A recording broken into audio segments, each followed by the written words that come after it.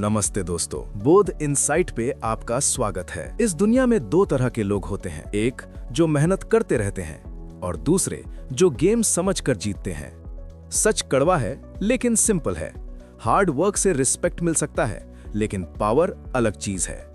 कभी नोटिस किया है, कुछ लोग कम बोलते हैं फिर भी सब उनकी सुनते हैं। कुछ लोग हर जगह प्रेजेंट रहते हैं फिर भी इग्नोर हो जाते हैं। डिफरेंस टैलेंट का नहीं होता, डिफरेंस पावर डायनामिक समझने का होता है। ये सेल्फ हेल्प बुक है, ये साइकोलॉजी है, ये हिस्ट्री है और इंसान के हिडन बिहेवियर का भी मैनुअल है।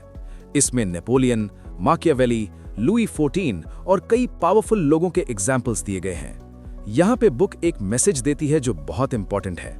अगर तुम पावर का गेम नहीं समझोगे तो तुम किसी और के गेम का हिस्सा बन जाओगे। पावर का मतलब सिर्फ पैसा नहीं होता और ना ही पोजीशन। पावर का मतलब है इन्फ्लुएंस, कंट्रोल, परसेप्शन।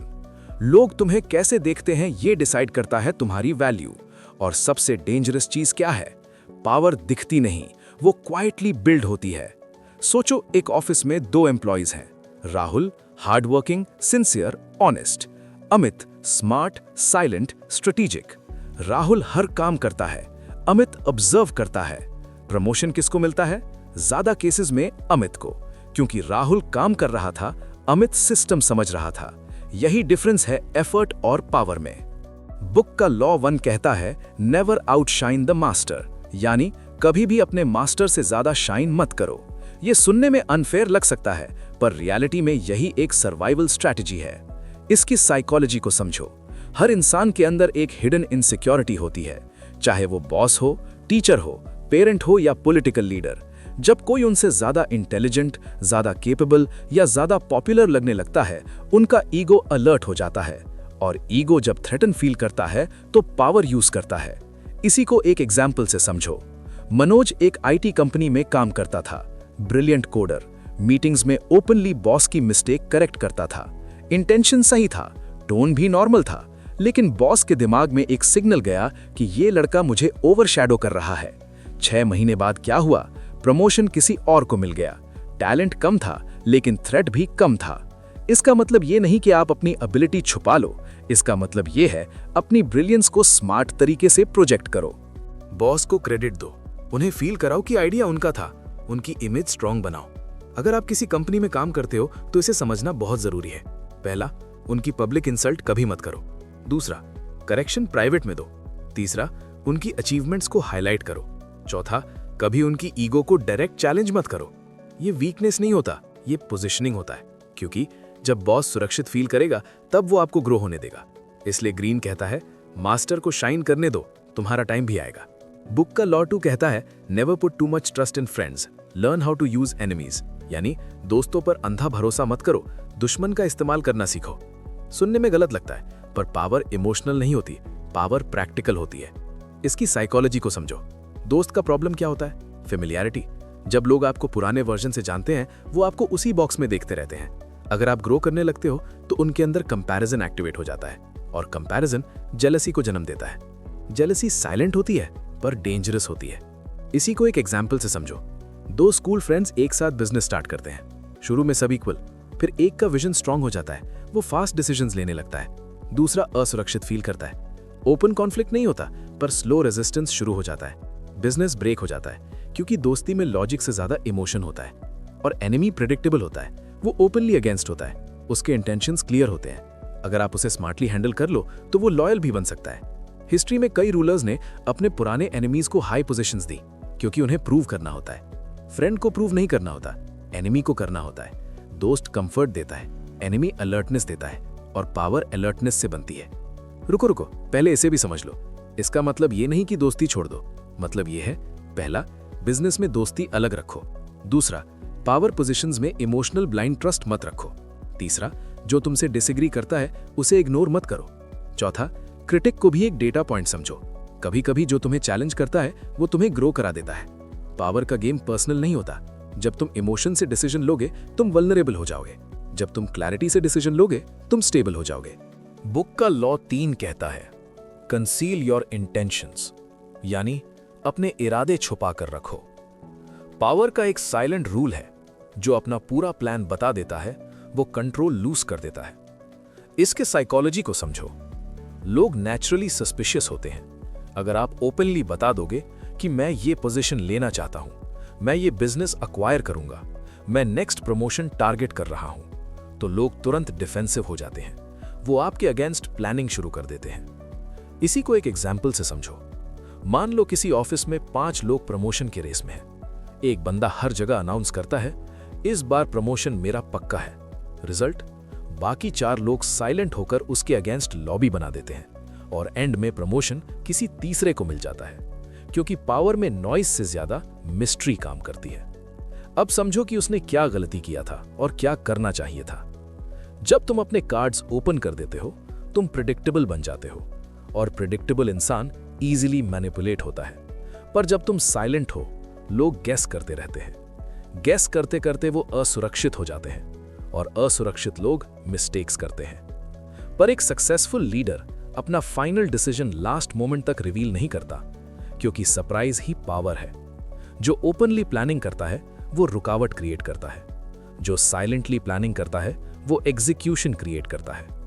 हमें क्या करना चाहिए आज से? पहला, अपने लॉन्ग टर्म प्लान्स सबको मत बताओ। दूसरा, हर मीटिंग में सब कुछ रिवील मत करो। तीसरा, थोड़ा एम्बिगुअस रहो। चौथा, कम बोलो, ज्यादा ऑब्जर्व करो। साइलेंस वीकनेस नहीं होती, साइलेंस लेवरेज होती है। लोग वर्ड से जज करते हैं, पर रियल पावर एक्शंस में होती है।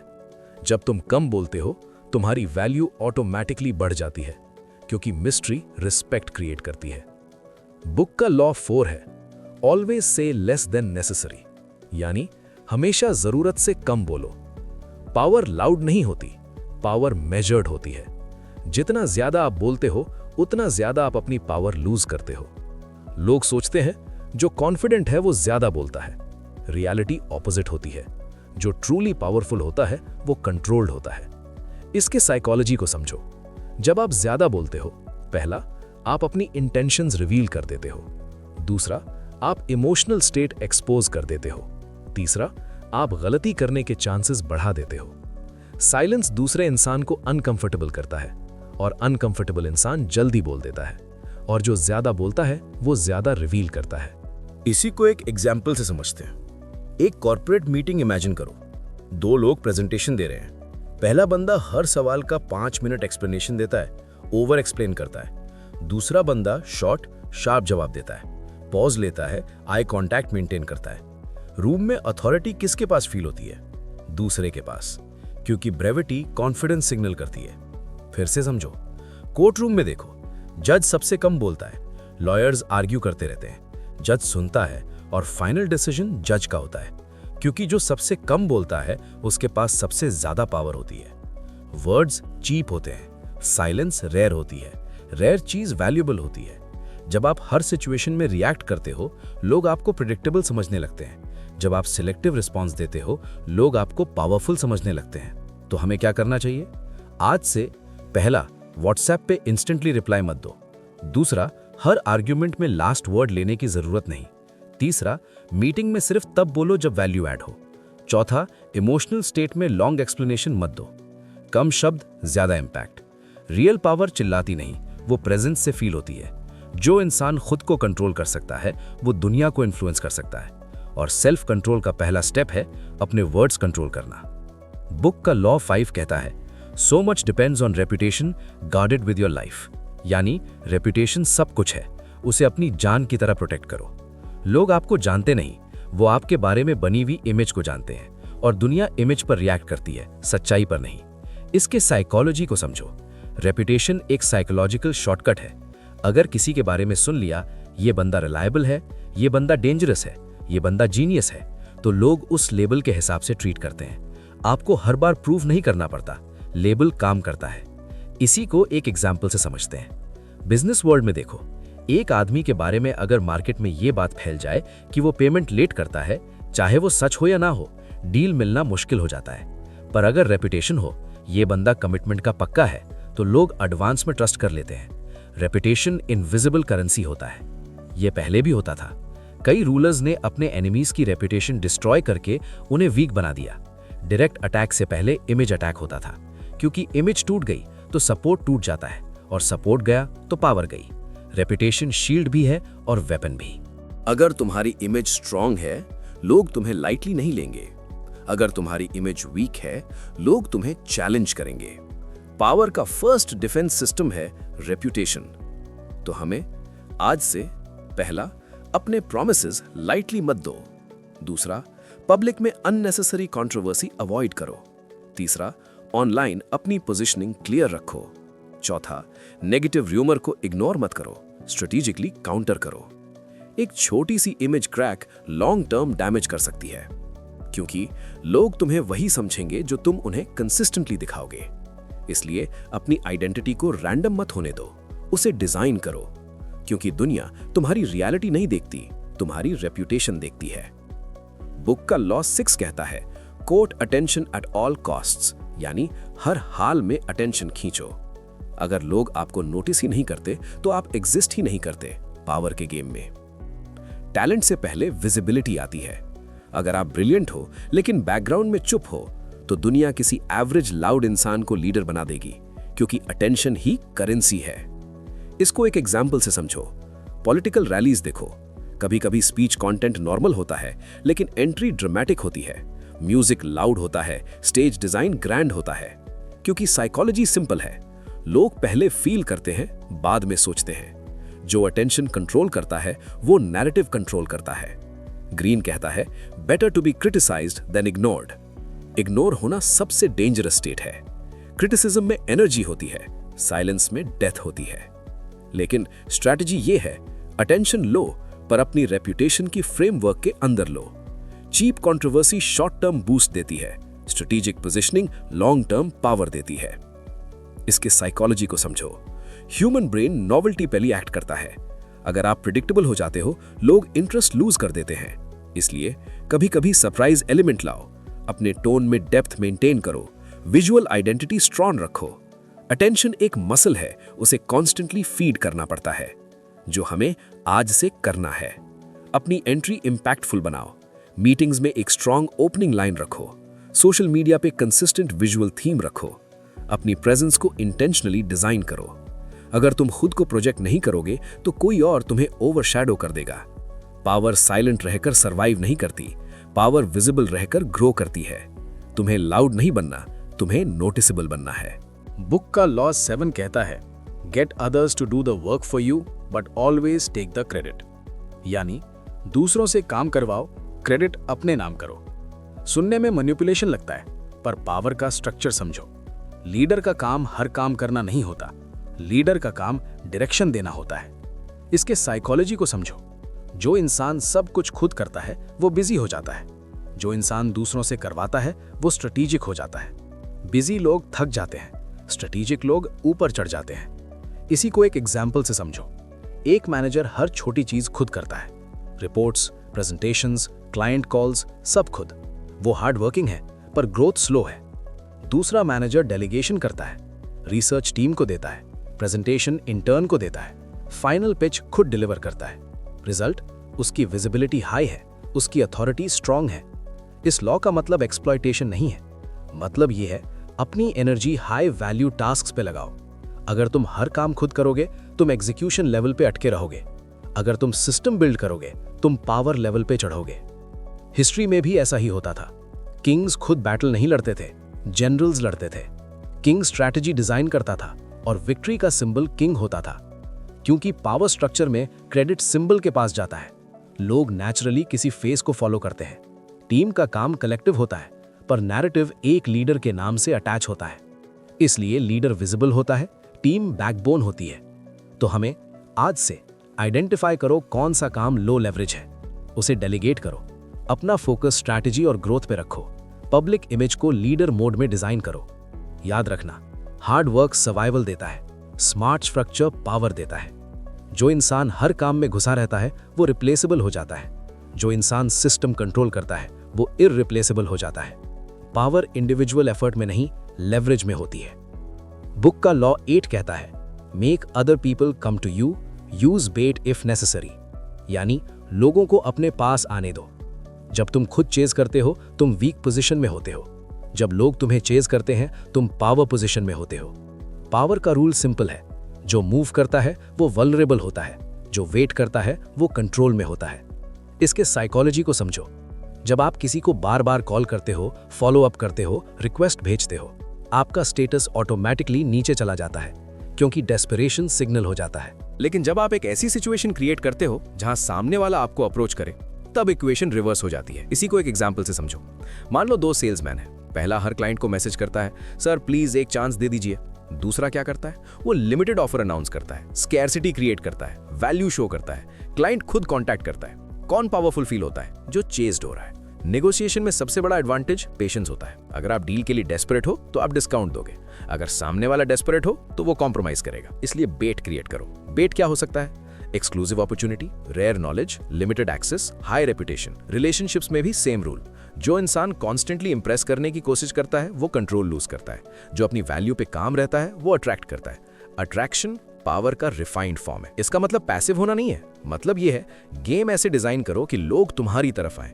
फिशिंग में भी फिश को चेज नहीं करते, बेट डालते हैं। तो हमें आज से अपनी वैल्यू पे फोकस करो, स्कैर्सिटी का यूज करो, हर डील में थोड़ा स्पेस रखो और इमीडिएट रिएक्शन देने की हैबिट छोड़ो। जो इंसान खुद को कंट्रोल करता है वो सिचुएशन को कंट्रोल करता है। पावर लाउड एफर्ट में नहीं होती, पावर सटल पोजिशनिंग में होती है। जब लोग तुम्हें चेस करते हैं, तुम्हारी वैल्यू ऑटोमेटिकली डबल हो जाती है। बुक का लॉ 9 कहता है, win through your actions, never through argument. यानी आर्ग्यूमेंट से नहीं, एक्शन से जीतो। आर्ग्यूमेंट जीतने से पावर नहीं मिलती, रिजल्ट जीतने से पावर मिलती है। लोग सोचते हैं कि डिबेट जीतना ही डोमिनेंस है, लेकिन रियलिटी में आर्ग्यूमेंट सिर्फ ईगो को सेटिस्फाई करता है, पावर को नहीं। इसके साइकोलॉजी को समझो। जब आप किसी को आर्ग्यूमेंट में हराते हो, वो एक्सेप्ट नहीं करता, वो सिर्फ चुप हो जाता है। अंदर ही अंदर रिजेंटमेंट बिल्ड होता है और रिजेंटमेंट फ्यूचर में रेजिस्टेंस बन जाता है। इसलिए ग्रीन कहते हैं, never waste time proving you are right, prove it through results. इसी को एक एग्जांपल से समझो। एक मीटिंग में 2 कॉलीग्स का डिसएग्रीमेंट होता है। पहला बंदा लाउड है, चार्ट्स दिखाता है, बॉस को कन्विंस करता है। दूसरा बंदा काम है, कहता है ठीक है 1 महीने का पायलट प्रोजेक्ट कर लेते हैं। महीने बाद नंबर्स क्लियर हो जाते हैं। कौन जीता? जो रिजल्ट लाया। आर्ग्यूमेंट टेम्पररी होता है, एक्शन परमानेंट होता है। फैमिली में भी देखो, अगर आप हर बार प्रूव करते रहोगे कि आप सही हो तो रिलेशन वीक होगा। लेकिन अगर आप साइलेंटली अपना काम करके रिजल्ट दिखा दो, रिस्पेक्ट ऑटोमेटिकली मिलता है। आर्ग्यूमेंट में लोग डिफेंसिव मोड में चले जाते हैं। डिफेंसिव माइंड लर्निंग बंद कर देता है। एक्शन उन्हें ऑब्जर्व करने पे मजबूर करता है और ऑब्जर्वेशन से बिलीफ चेंज होता है। तो हमें आज से हर क्रिटिसिज्म का रिप्लाई डिबेट से मत दो। अपने वर्क को इतना स्ट्रांग बनाओ कि लोग खुद आंसर देख लें। इमोशनल आर्ग्यूमेंट से दूर रहो, एनर्जी रिजल्ट पे लगाओ। जो इंसान एक्शन में बिजी है वो आर्ग्यूमेंट में इंटरेस्टेड नहीं होता। आर्ग्यूमेंट जीतना आसान है, इमेज बनाना मुश्किल है। पावर इमेज से बनती है, इमेज रिजल्ट से बनती है। इसलिए बोलकर नहीं, करके जीतो। बुक का लॉ 10 कहता है, infection, avoid the unhappy and unlucky. यानी इन्फेक्शन से बचो, नेगेटिव और अनलकी लोगों से दूर रहो। You can die from someone else's misery. Emotional states are as infectious as diseases.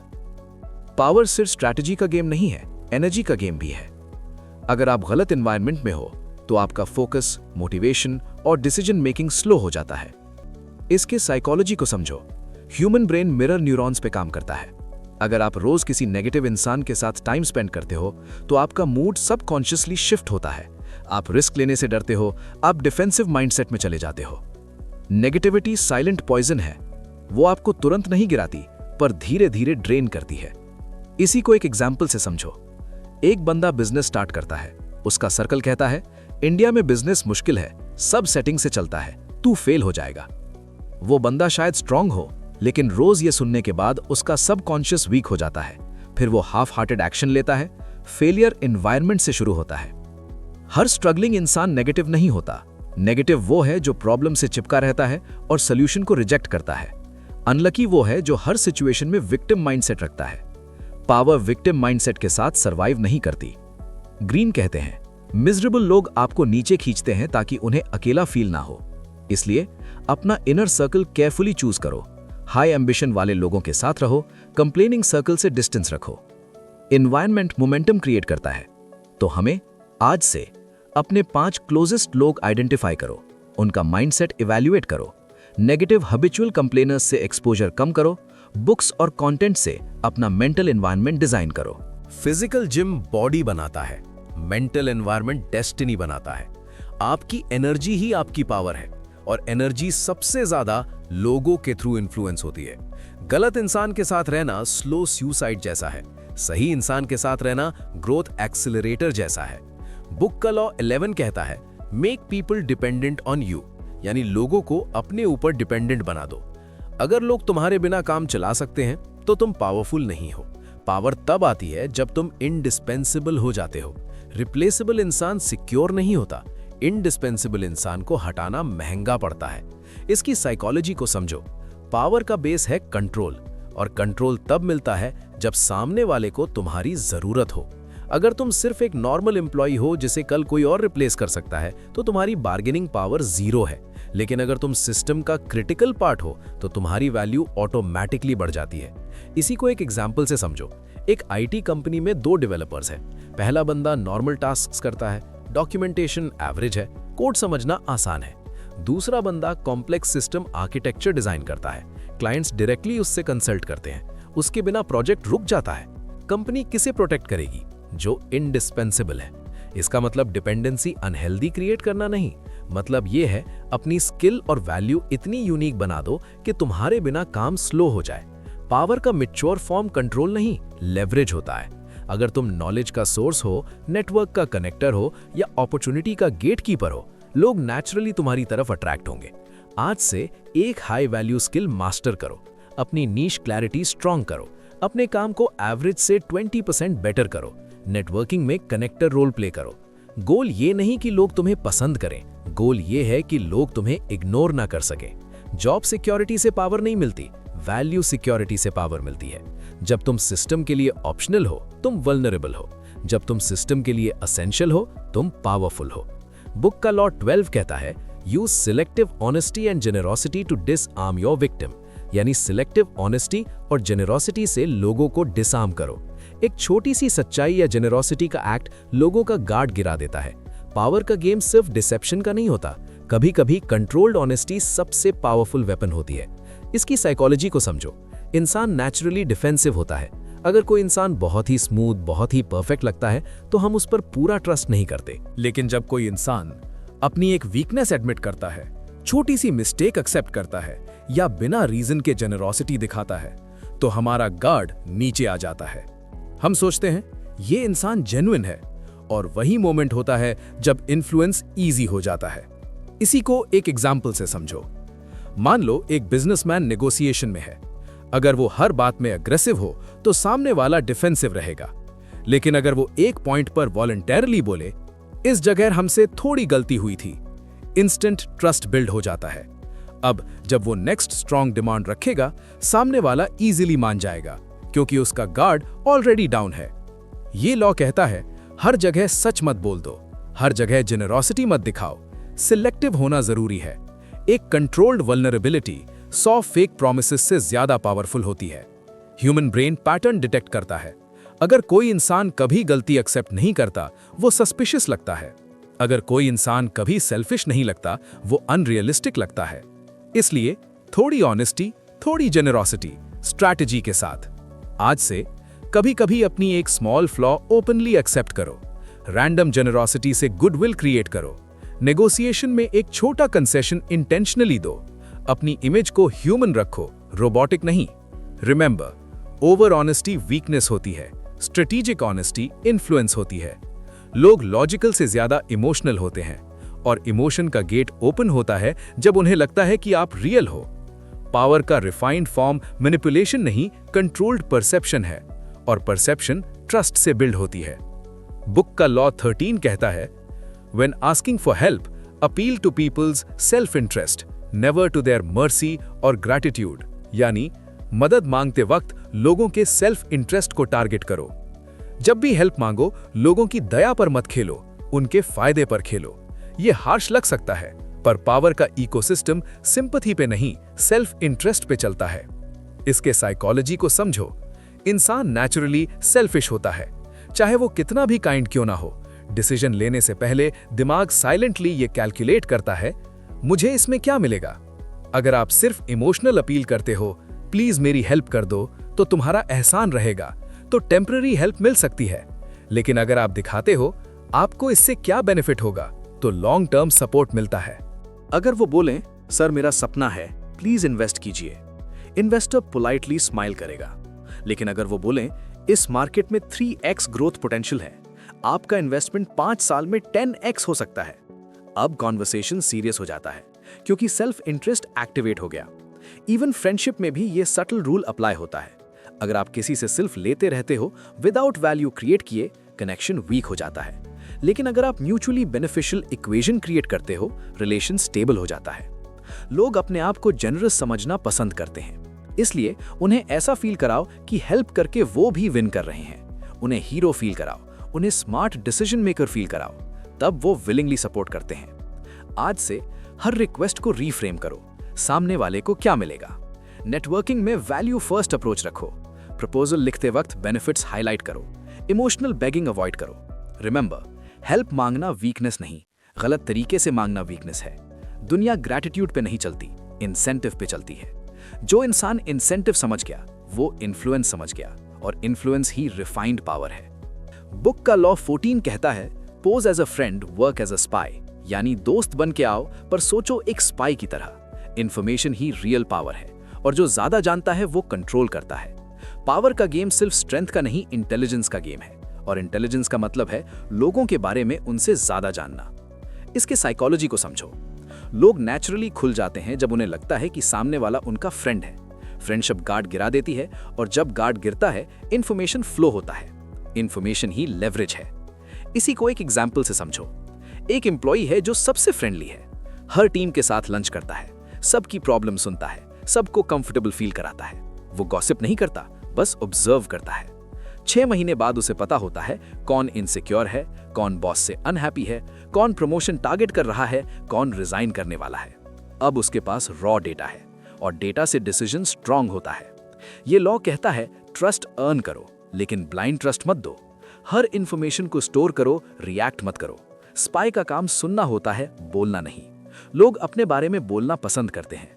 अगर आप ज्यादा सवाल पूछते हो और कम अपने बारे में बोलते हो, लोग नेचुरली अटैच हो जाते हैं, और आप साइलेंटली पावरफुल बन जाते हो। इंफॉर्मेशन से आप कॉन्फ्लिक्ट प्रेडिक्ट कर सकते हो, रिस्क अवॉइड कर सकते हो, नेगोशिएशन में एडवांटेज ले सकते हो, राइट टाइमिंग चूज कर सकते हो।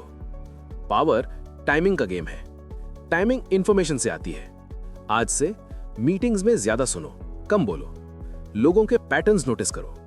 हर इंफॉर्मेशन को इमीडिएटली रिवील मत करो। क्यूरियोसिटी डेवलप करो। एक साइलेंट ऑब्जर्वर हमेशा लाउड परफॉर्मर से ज्यादा पावरफुल होता है। फ्रेंडशिप इमोशनल होती है, स्पाई माइंडसेट स्ट्रेटेजिक होता है। पावर तब आती है जब तुम दोनों को बैलेंस कर लेते हो। दिखने में नॉर्मल रहो, सोचने में शार्प रहो। बुक का लॉ 15 कहता है, क्रश योर एनिमी टोटली, यानी अपने दुश्मन को पूरी तरह से खत्म करो। अगर आप एनिमी को आधा छोड़ देते हो तो वो वापस आएगा और ज्यादा स्ट्रांग होके आएगा। पावर का बैटलफील्ड इमोशनल नहीं होता, यहां हाफ मर्सी फ्यूचर डेंजर बन सकती है। इसके साइकोलॉजी को समझो।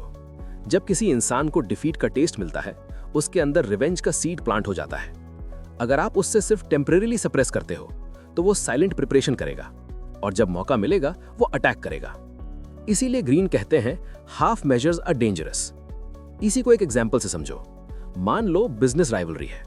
आपने कंपेटिटर को एक डील में हरा दिया, पर उसकी मार्केट रेपुटेशन इंटैक्ट रहने दी। वो क्या करेगा? क्लाइंट्स के सामने आपके अगेंस्ट नैरेटिव बिल्ड करेगा, स्लोली ट्रस्ट डैमेज करेगा। अगर आपने स्ट्रेटजी से उसका वीक पॉइंट परमानेंटली न्यूट्रलाइज कर दिया होता तो फ्यूचर थ्रेट खत्म हो जाता। इस लॉ का मतलब फिजिकल डिस्ट्रक्शन नहीं है। मतलब यह है कि कॉन्फ्लिक्ट में क्लैरिटी रखो, इशू को अधूरा मत छोड़ो, बाउंड्री क्लियर रखो, रिपीट प्रॉब्लम को टॉलरेट मत करो। पावर का मतलब अननेसेसरी अग्रेशन नहीं, पावर का मतलब डिसाइसिव एक्शन है। ह्यूमन ईगो डिफीट को एक्सेप्ट नहीं करता, वो वेट करता है। इसीलिए अगर आप किसी टॉक्सिक पैटर्न को टॉलरेट करते हो तो वो पैटर्न ग्रो करेगा। अगर आप एक बार स्ट्रॉन्ग बाउंड्री सेट करते हो तो मैसेज क्लियर हो जाता है। अगर कोई बार बार आपका रिस्पेक्ट क्रॉस करता है और आप सिर्फ स्माइल करके इग्नोर कर देते हो, वो इंसान आपको वीक परसीव करेगा। एक दिन काम बट फर्म कॉन्फ्रंटेशन उस पैटर्न को परमानेंटली स्टॉप कर सकती है। आज से हर रिपीटेड कॉन्फ्लिक्ट को रूट लेवल पे सॉल्व करो। वीक कॉम्प्रोमाइज मत करो, अपनी बाउंड्रीज क्लियरली कम्युनिकेट करो, टॉक्सिक साइकिल को परमानेंटली ब्रेक करो। Remember, temporary peace future war बन सकती है। पावर का मतलब रूथलेस होना नहीं, पावर का मतलब डिसाइसिव होना है। अगर तुम इशू को हाफ सॉल्व करते हो, वो डबल स्ट्रेंथ से वापस आएगा। अगर तुम इशू को कंप्लीटली रिजॉल्व करते हो, वो खत्म हो जाता है। बुक का लॉ 16 कहता है, use absence to increase respect and honour, यानी कभी कभी दूर रहकर रिस्पेक्ट बढ़ाया जाता है। जो चीज हमेशा अवेलेबल होती है, उसकी वैल्यू कम हो जाती है। पावर का एक सटल रूल है, स्कार्सिटी क्रिएट्स वैल्यू। अगर तुम हर जगह प्रेजेंट हो, हर वक्त अवेलेबल हो, हर कॉल इंस्टेंटली पिक करते हो, लोग तुम्हें ग्रांटेड लेने लगते हैं। इसके साइकोलॉजी को समझो। ह्यूमन ब्रेन नॉवेल्टी और स्कार्सिटी पर रिएक्ट करता है। जो इंसान रेयर होता है, वो ऑटोमेटिकली इंपॉर्टेंट फील होता है। जो इंसान कॉन्स्टेंटली विजिबल होता है, वो बैकग्राउंड नॉइज बन जाता है। ओवर एक्सपोजर रिस्पेक्ट को रिड्यूस करता है। इसी को एक एग्जाम्पल से समझो। एक बॉस इमेजिन करो जो हर छोटी बात में इंटरफेयर करता है, हर डेस्क पे जाता है, हर डिसीजन में घुसता है। रिजल्ट, लोग उसकी प्रेजेंस को इग्नोर करना शुरू कर देते हैं। दूसरा बॉस लिमिटेड मीटिंग्स अटेंड करता है, सिर्फ मेजर मोमेंट्स पर अपीयर होता है। उसकी एंट्री ही सीरियस सिग्नल होती है। रिस्पेक्ट डिफरेंस में होता है। अगर आप किसी को रोज मैसेज करते हो, रोज वैलिडेशन देते हो, एक्साइटमेंट कम हो जाती है। लेकिन अगर आप अपनी लाइफ में बिजी हो, पर्पस ड्रिवन हो, लोग आपकी प्रेजेंस को वैल्यू करते हैं। डिस्टेंस अट्रैक्शन क्रिएट करता है, अवेलेबिलिटी कंफर्ट क्रिएट करती है, स्कार्सिटी रिस्पेक्ट क्रिएट करती है। पावर रिस्पेक्ट से ग्रो होती है, कंफर्ट से नहीं। आज से हर जगह अपनी प्रेजेंस अननेसेसरीली मत बनाओ। सोशल मीडिया पे कंट्रोल्ड विजिबिलिटी रखो, लोगों को तुम्हारी वैल्यू फील करने दो। अपनी टाइम को प्रीमियम ट्रीट करो। अगर तुम खुद अपनी टाइम को चीप बना दोगे, दुनिया भी चीप ट्रीट करेगी। कभी कभी साइलेंस पावरफुल होती है, कभी कभी एब्सेंस पावरफुल होती है। प्रेजेंस तब इंपैक्टफुल होती है जब एब्सेंस का कॉन्ट्रास्ट हो। पावर का रिफाइंड फॉर्म लाउड डोमिनेंस नहीं, कंट्रोल्ड विजिबिलिटी है। बुक का लॉ 17 कहता है, keep others in suspended terror, cultivate an air of unpredictability, यानी अनप्रिडिक्टेबल बनो, लोगों को कंफ्यूज रखो। जो इंसान प्रिडिक्टेबल होता है, वो इजीली कंट्रोल्ड होता है। जो अनप्रिडिक्टेबल होता है, वो इंटिमिडेटिंग होता है। पावर का एक सीक्रेट है, सर्टेनिटी कंफर्ट देती है, अनसर्टेनिटी कंट्रोल देती है। इसके साइकोलॉजी को समझो। ह्यूमन ब्रेन पैटर्न्स पे डिपेंड करता है। अगर लोग जान जाते हैं कि तुम कैसे रिएक्ट करोगे, तुम कब गुस्सा होगे, तुम कब कॉम्प्रोमाइज करोगे, तो वो तुम्हारे पैटर्न का यूज करके तुम्हें मैनिपुलेट कर सकते हैं। लेकिन अगर तुम्हारा रिएक्शन अनप्रिडिक्टेबल हो, लोग कॉशियस हो जाते हैं। कॉशियस लोग मिस्टेक्स कम करते हैं और तुम्हें लाइटली नहीं लेते। इसी को एक एग्जाम्पल को समझो। एक मैनेजर है जो हर क्रिटिसिज्म पर चिल्लाता है। टीम को पैटर्न पता है, वो अपनी स्ट्रैटेजी एडजस्ट कर लेते हैं। दूसरा मैनेजर काम रहता है, कभी स्ट्रिक्ट, कभी साइलेंट, कभी सडन एक्शन। टीम अलर्ट रहती है। अलर्ट एनवायरनमेंट में अथॉरिटी स्ट्रांग होती है। अनप्रिडिक्टेबल होने का मतलब अनस्टेबल होना नहीं, मतलब यह है अपनी इमोशनल रिएक्शन को पब्लिक पैटर्न मत बनने दो। स्ट्रेटेजिक वेरिएशन रखो। अनसर्टेनिटी एंजाइटी क्रिएट करती है और एंजाइटी रिस्पेक्ट जनरेट करती है जब सामने वाला पावरफुल पोजीशन में हो। इसीलिए पावरफुल लीडर्स कभी कभी अपने नेक्स्ट मूव रिवील नहीं करते। मिस्ट्री इंटिमिडेशन क्रिएट करती है। आज से अपनी रिएक्शन स्पीड कंट्रोल करो। हर कॉन्फ्लिक्ट में सेम स्टाइल मत यूज करो। लोगों को तुम्हें फुल्ली डिकोड करने मत दो। सरप्राइज एलिमेंट ओकेजनली इंट्रोड्यूस करो। जो इंसान इजीली रीड हो जाता है, वो इजीली डिफीटेड हो जाता है। पावर का एक डायमेंशन मिस्ट्री है। अगर लोग तुम्हें कंप्लीटली समझ गए तो तुम उनके लिए थ्रेट नहीं रहे। अगर तुम स्लाइटली अनरीडेबल हो तो तुम इंटिमिडेटिंग हो। अनप्रिडिक्टेबिलिटी एक साइलेंट शील्ड है। बुक का लॉ 18 कहता है, फोर्ट्रेस में बंद रहना सेफ लगता है, लेकिन पावर आइसोलेशन में नहीं, नेटवर्क में ग्रो होती है। जब इंसान पावरफुल होने लगता है, उसका फर्स्ट इंस्टिंक्ट होता है डिस्टेंस। मैं किसी पे ट्रस्ट नहीं करूंगा, मैं अपनी वर्ल्ड में रहूंगा। पर ग्रीन कहते हैं, over isolation is self destruction. इसके साइकोलॉजी को समझो। आइसोलेशन क्लैरिटी नहीं देता, आइसोलेशन ब्लाइंड स्पॉट्स क्रिएट करता है। जब आप लोगों से कट हो जाते हो, आपको रियल टाइम इंफॉर्मेशन नहीं मिलती, मार्केट का मूड समझ नहीं आता, रिस्क सिग्नल्स लेट मिलते हैं और पावर बिना इंफॉर्मेशन के फ्रैजाइल हो जाती है। इसी को एक एग्जाम्पल से समझो। एक बिजनेसमैन सक्सेस के बाद सिर्फ अपने छोटे ट्रस्टेड सर्कल में रहने लगता है। वो नए ट्रेंड्स इग्नोर करता है, नए कंपेटिटर्स को अंडर एस्टिमेट करता है। 5 साल बाद मार्केट शिफ्ट हो जाता है, उसका फोर्ट्रेस कोलैप्स हो जाता है क्योंकि उसने नेटवर्क लूज कर दिया। इसका मतलब ये नहीं कि हर किसी पे ट्रस्ट करो। मतलब ये है सोशल अवेयरनेस मेंटेन करो, मार्केट पल्स समझो, कनेक्शंस अलाइव रखो। क्लोज रूम में स्ट्रैटेजी बनती है, ओपन वर्ल्ड में स्ट्रैटेजी टेस्ट होती है। पावर इकोसिस्टम से कनेक्टेड होती है। अगर तुम लोगों से दूर हो जाते हो, तुम स्लोली इररेलेवेंट हो जाते हो। रेलेवेंस ही इन्फ्लुएंस का बेस है। आज से अपना प्रोफेशनल नेटवर्क एक्टिव रखो, डाइवर्स लोगों से इंटरैक्ट करो, फीडबैक को एनिमी मत समझो, अपने आप को एको चेंबर में मत बंद करो।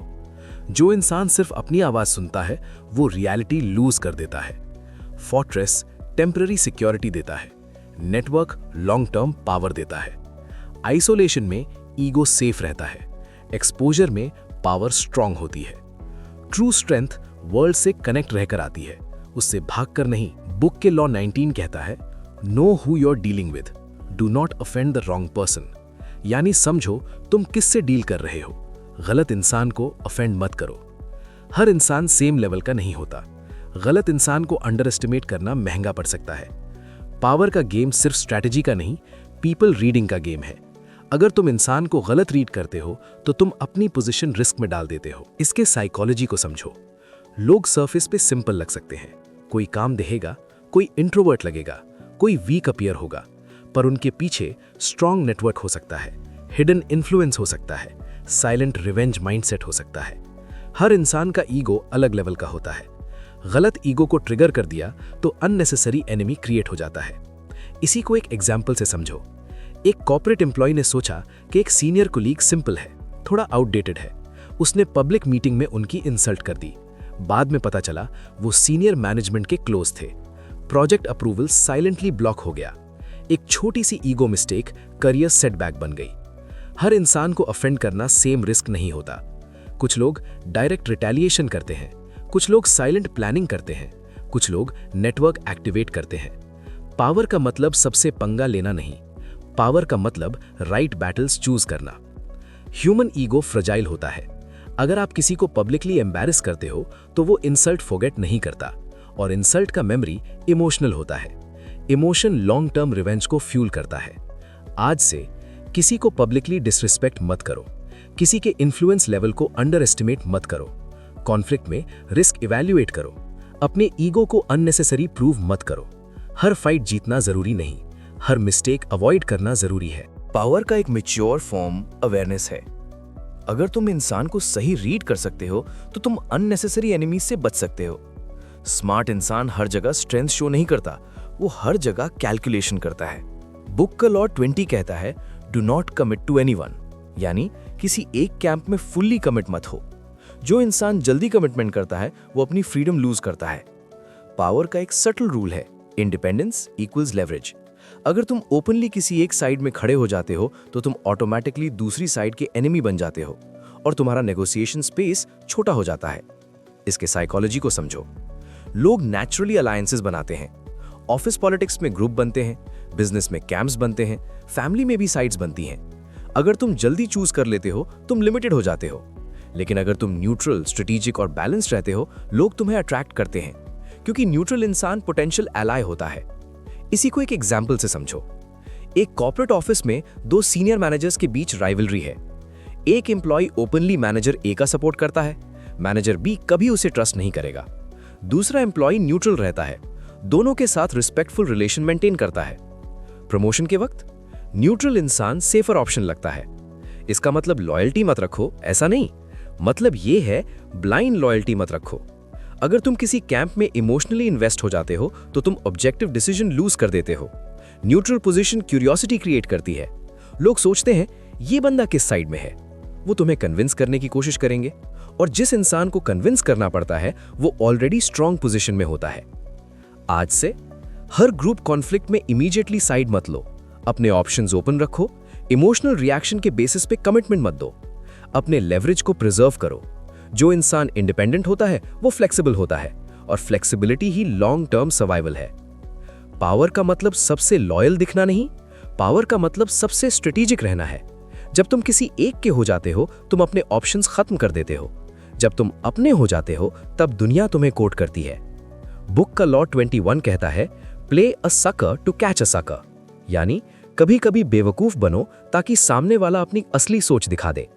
लोग अपने आप को इंटेलिजेंट फील करना पसंद करते हैं, उन्हें यह फील कराओ और वो अपना गार्ड खुद गिरा देंगे। पावर का एक हिडन रूल है, ईगो को स्ट्रोक करो, ईगो को चैलेंज मत करो। अगर आप किसी को डायरेक्टली प्रूव करने लगते हो कि आप उससे ज्यादा स्मार्ट हो, तो वो डिफेंसिव हो जाता है। लेकिन अगर आप स्लाइटली नाइव अपीयर होते हो, वो ओवर कॉन्फिडेंट हो जाता है, और ओवर कॉन्फिडेंस मिस्टेक्स करवाता है। इसके साइकोलॉजी को समझो। ह्यूमन ईगो को सबसे ज्यादा मजा तब आता है जब उसे सुपीरियर फील होता है। अगर आप इंटेंशनली थोड़ा अंडर एस्टिमेट होने देते हो, लोग रिलैक्स हो जाते हैं, वो अपने प्लान्स रिवील कर देते हैं, वो अपने रियल इंटेंशन शो कर देते हैं, और तब आप साइलेंटली एडवांटेज ले सकते हो। इसी को एक एग्जाम्पल से समझो। एक नेगोशिएशन में दो लोग हैं। पहला बंदा स्मार्ट दिखने की पूरी कोशिश करता है, टेक्निकल जार्गन यूज करता है। दूसरा बंदा सिंपल सवाल पूछता है, थोड़ा डिटेल में समझाइए। पहला बंदा इंप्रेस करने के चक्कर में अपना पूरा स्ट्रैटेजी रिवील कर देता है। दूसरा बंदा क्वाइटली डेटा स्टोर करता है। एंड में डील उसके फेवर में क्लोज होती है। इसका मतलब परमानेंट डम्ब एक्ट करना नहीं, मतलब यह है अपनी इंटेलिजेंस को अननेसेसरीली फ्लॉन्ट मत करो। कभी कभी लो प्रोफाइल रहो। ओवर स्मार्ट लोग थ्रेट फील करवाते हैं, लोग उन्हें चैलेंज करते हैं। अंडर एस्टिमेटेड लोग सेफ फील होते हैं, लोग उन्हें इग्नोर करते हैं, और इग्नोर होना कभी कभी स्ट्रेटेजिक एडवांटेज होता है। आज से हर जगह अपनी नॉलेज शो ऑफ मत करो। कभी कभी दूसरों को बोलने दो, क्वेश्चंस पूछो, आंसर्स कलेक्ट करो, ईगो बैटल अवॉइड करो। रिमेंबर, जो इंसान सबको इंप्रेस करने में बिजी है, वो ऑब्जर्व करना भूल जाता है। जो इंसान ऑब्जर्व कर रहा है, वो साइलेंटली गेम जीत रहा है। रियल इंटेलिजेंस लाउड नहीं होती, वो कंट्रोल्ड होती है। अगर तुम्हारा गोल सिर्फ स्मार्ट दिखना है, तुम ईगो फीड कर रहे हो। अगर तुम्हारा गोल गेम जीतना है, तुम स्ट्रैटेजी फॉलो कर रहे हो। कभी कभी शैडो में रहना स्टेज पे चमकने से ज्यादा पावरफुल होता है। बुक का लॉ 22 कहता है, use the surrender tactic, transform weakness into power, यानी कभी कभी हार मानकर जीतो। जब तुम टेम्परेरीली झुकते हो, तब तुम लॉन्ग टर्म कंट्रोल सेव करते हो। पावर का मतलब हर फाइट जीतना नहीं, पावर का मतलब राइट टाइम पे फाइट चूज करना है। कभी कभी रेजिस्टेंस वेस्ट होता है, रिट्रीट इंटेलिजेंट होता है। इसके साइकोलॉजी को समझो।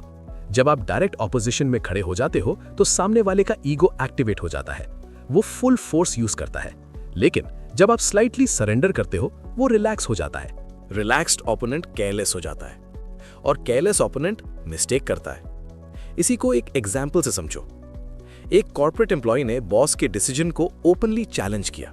बॉस का ईगो हर्ट हुआ, वो डिफेंसिव मोड में चला गया। दूसरा एम्प्लॉय डिसएग्री करता है, पर कहता है, सर आपका अप्रोच ट्राई करते हैं। वो क्वाइटली डेटा कलेक्ट करता है। 2 महीने बाद जब रिजल्ट वीक आता है, वो कामली ऑल्टरनेटिव प्रपोज करता है। बॉस का ईगो सेफ रहता है, डिसीजन चेंज हो जाता है। Win through surrender. सरेंडर का मतलब वीक होना नहीं, मतलब यह है एनर्जी सेव करना, राइट मोमेंट का वेट करना। अगर आप हर जगह अपना ईगो प्रोटेक्ट करोगे, तो आप थक जाओगे।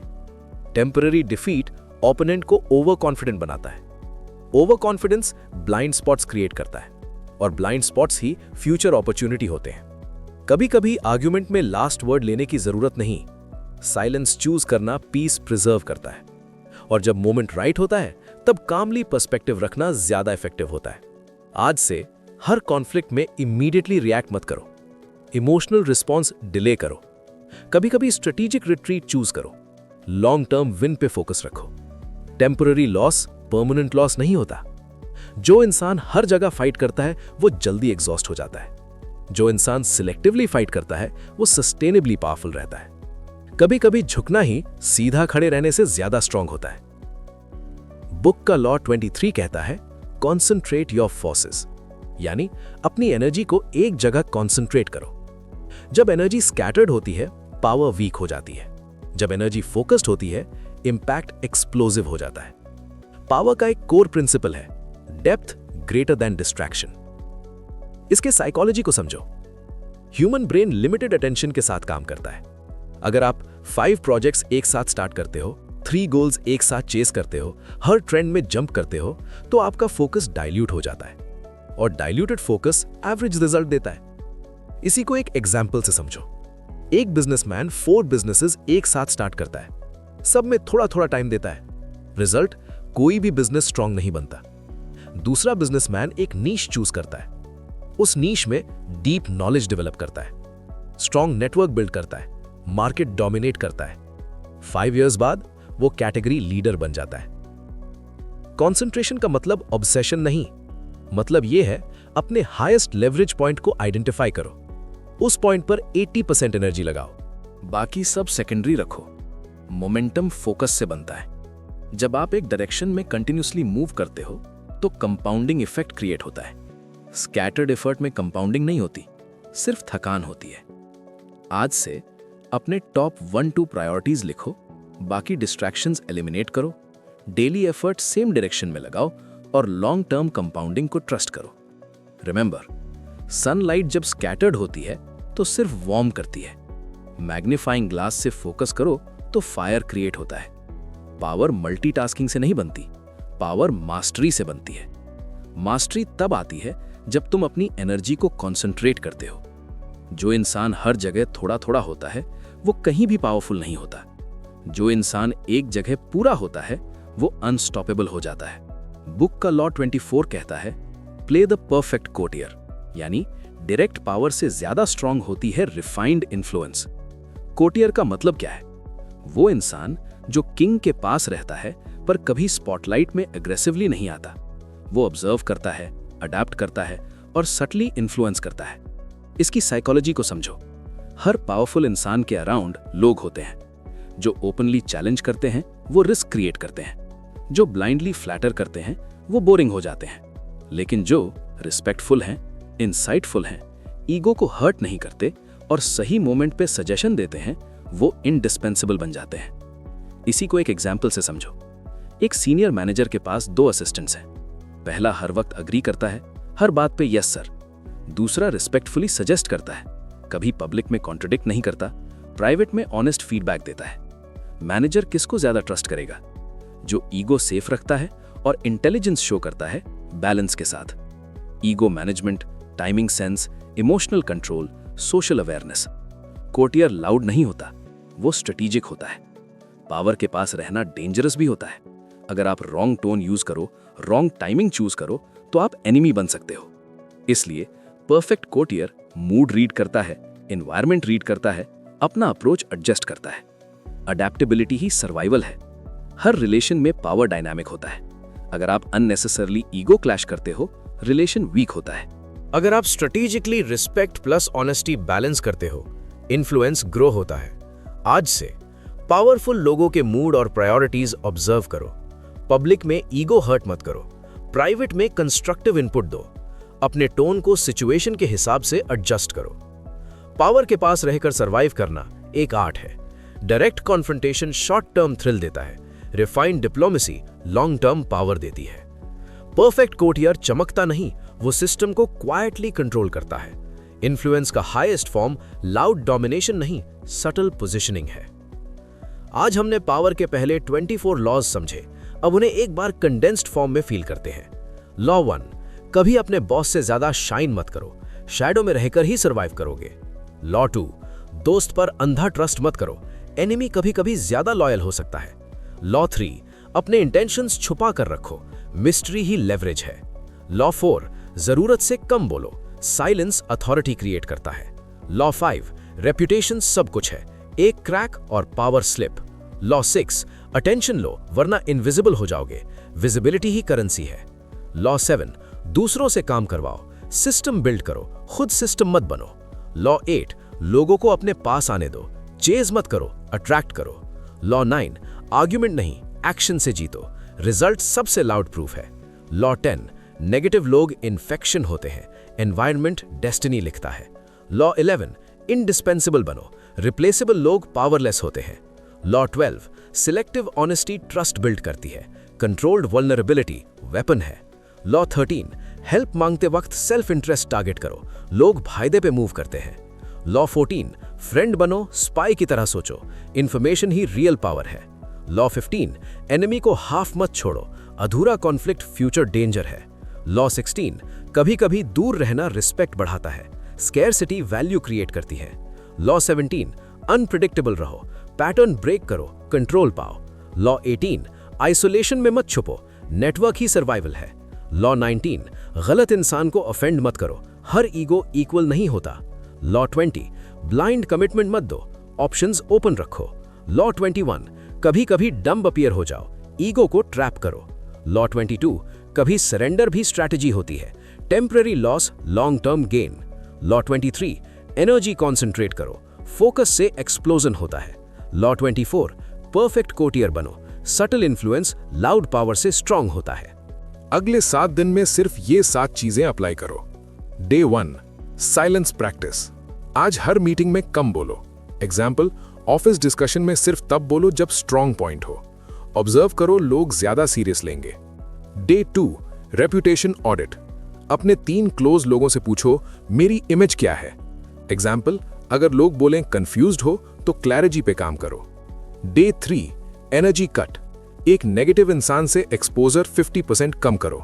एग्जाम्पल, डेली कंप्लेंट करने वाले फ्रेंड को पोलाइटली लिमिट करो। Day 4, focus lock. एक मेन गोल चूज करो।